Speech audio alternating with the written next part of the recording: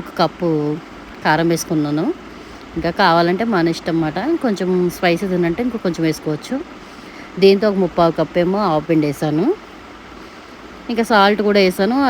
అది కూడా ఒక హాఫ్ కప్పు ముప్పావు కప్పు అలా వేసాను. ఎందుకంటే సాల్ట్ ఆప్షనల్, తర్వాత వేసుకోవచ్చు కదా మనం దాంట్లో అనేసి. ఇప్పుడు ఎల్లిపాయలు మాత్రం ఒక హాఫ్ కప్పు పైన వేసాను. ఎందుకంటే మనకి ఎల్లిపాయ కదా బాగా టేస్ట్. ఇప్పుడు ఒక గుప్పుడు మెంతులు వేసాను. ఇక అన్నీ మంచిగా కలిపేసా బాగా ఆయిల్ వేసుకుంటూ. ఇది పల్లి ఆయిల్ వేసాను. చాలా బాగుంది టేస్ట్ అయితే.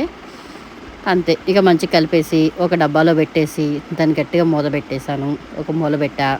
తర్వాత 3 డేస్ తర్వాత తీసి చూశాను. చూస్తే చాలా అంటే చాలా బాగుంది టేస్ట్.